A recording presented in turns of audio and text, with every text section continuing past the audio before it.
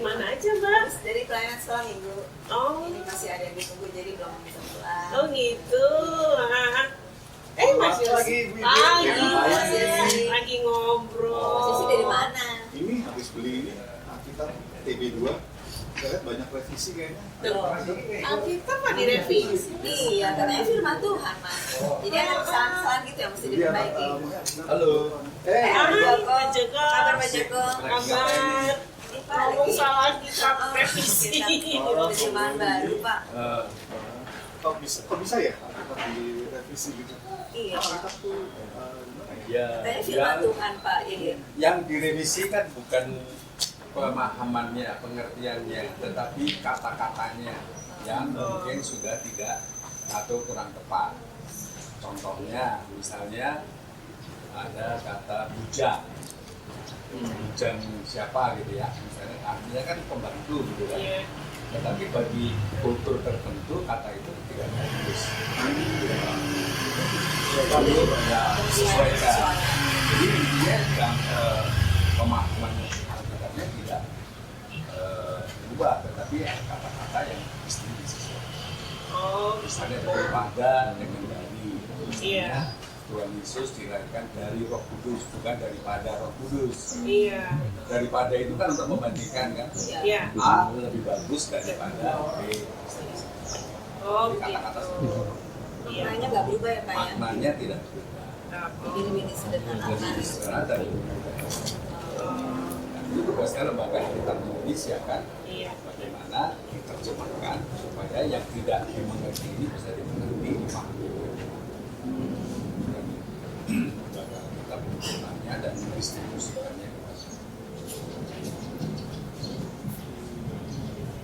Ya, saya kira mesti dibiasakan jemaat untuk membaca edisi yang baru, karena yang sudah biasa kita baca itu kan terjemahan baru 74 ya, 1974. Lama banget, Pak, ya? Sudah lama sekali. Iya. Jadi perlu ada penyesuaian.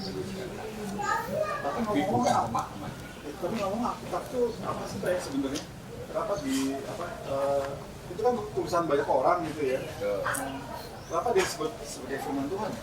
Apa ada seleksi tertentu yang bisa masuk ke dalam ini bagian dari Alkitab, ini nggak bisa gitu, Pak? Ya kan Alkitab kita ada berapa buku?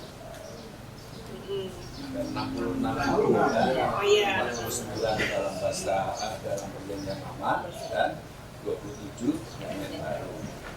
Nah, jadi tulisan-tulisan itu kan tersebar kan, belum dibukukan. Iya. Tetapi tulisan-tulisan itu dibaca oleh umat dan mereka meyakini dan menerima bahwa ini adalah tulisan yang bukan tulisan biasa, Iya. tetapi yang berasal dari Tuhan sendiri. Dan itu dipakai di dalam jemaat untuk membangun iman umat, dan itu dipakai terus-menerus. Dan itu banyak sekali gitu kan. Ada 66 itu, lalu kemudian dikumpulkan, lalu kemudian dibuat menjadi buku.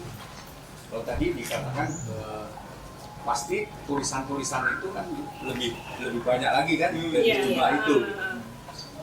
Kalau kita bandingkan aja misalnya Alkitab Katolik berbeda dengan Alkitab kita. Ada yang tulisan di Katolik, ada yang tidak. Sudah. Yang kita cuma 66. Nah, kenapa cuma 66 itu? Karena tulisan-tulisan yang 66 itu diyakini bahwa inilah yang betul-betul menjadi tulisan yang datangnya dari Tuhan. Dan itu dipakai oleh jemaat untuk membangun. Dan itu diyakini kebenarannya, kira-kira diyakini kebenarannya dan diterima oleh Tuhan. Dan itu dan dirasa 66 itu cukup untuk membangun kehidupan bergereja pada waktu itu. Sehingga ya cuma itu jumlah yang masuk ke dalam kitab suci. Itu kan yang nulis banyak ya Pak ya? Mereka siapa aja sih? Latar belakangnya juga berbeda-beda ya, Pak ya, konteksnya, waktunya. Jadi 66 buku itu ada yang jelas penulisnya, ada yang tidak jelas juga. Misalnya di Perjanjian Baru itu kan ada tulisan-tulisan Paulus, jelas kan? Surat Rasul Paulus kepada jemaat Roma. Tetapi juga ada tulisan-tulisan yang tidak jelas siapa penulisnya. Iya. Surat Ibrani misalnya tidak jelas siapa penulisnya. Gitu. Tetapi yang jelas bahwa 66 kitab ini ditulis oleh banyak orang dengan latar belakang yang berbeda, pengetahuan yang berbeda, zaman yang berbeda, dalam kultur yang berbeda juga. Tapi Jadi bisa menyatu ya. bisa menyatu. Ya, jadi apa namanya, penulis-penulis ini yang luar biasa adalah karena dia bukan menulis sekedar tulisan, tetapi dipimpin, diberi ilham oleh Allah, dituntun oleh Roh Kudus, sehingga tulisan yang 66 itu luar biasanya adalah tulisan yang memberitakan hal yang sama. Oh, berarti ada benang merahnya gitu. Ada benang merahnya. Kain gitu ya, Pak ya. Betul. Jadi dari kitab Kejadian sampai kitab Wahyu itu kalau kita baca itu agung, dan itu menunjukkan bahwa memang penulis-penulis ini tidak menulis semaunya gitu ya, tetapi dipimpin oleh Allah, dipimpin oleh Roh Kudus, sehingga memberitakan hal yang sama. Sekalipun bahasanya berbeda kan, penulis Petrus berbeda gaya bahasanya dengan Paulus.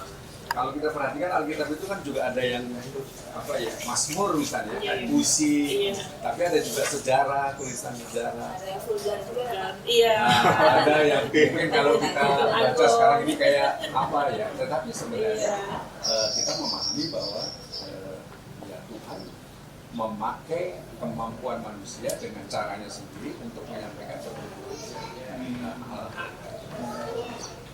Jadi memberitakan hal yang sama, sejarahnya, benang-benangnya. Itu ada kekuatan ya Pak, kalau kita baca Alkitab ada sesuatu yang bisa merubah kehidupan manusia. Tapi apakah itu jadi otomatis kalau misalnya orang yang membaca lalu atau pernah mendengar Alkitab dengan sendirinya menikmati keselamatan berkat Tuhan? Iya, begini ya. Ketika kita membaca firman Tuhan, karena ini juga kita menerimanya sebagai firman Tuhan, bukan buku biasa, bukan tulisan biasa, tentu kita selalu memohon pertolongan Roh Kudus kan membacanya supaya kita mengerti apa maksud Tuhan dengan itu. Nah, orang yang menanggapi pertolongan Allah, pertolongan Roh Kudus, mungkin juga akan kemudian percaya pada firman Tuhan. Tapi juga Tuhan itu tidak pernah memaksakan kehendaknya. Roh Kudus itu tidak pernah memaksakan kamu harus begini, harus begini. Tetapi memang didorong, dimotivasi, disemangati gitu kan, sehingga bisa memutuskan. Tetapi tidak menjamin seperti dikatakan Mbak Ida tadi, orang baca kitab suci terus percaya. Karena Tuhan memberi kebebasan kepada kita kan, untuk memilih dan menentukan. Jadi ada faktor dari Tuhannya gitu ya, yang membimbing, yang memberitakan, kemudian tergantung respon kita juga ya. Ada respon juga ya dari manusia. Ya saya kira apa namanya, berita-berita biasa pun juga begitu kan. Ada orang yang percaya, ada orang yang tidak percaya juga gitu kan. Apalagi di firman Tuhan gitu kan. Jadi betul ada peran Roh Kudus, ada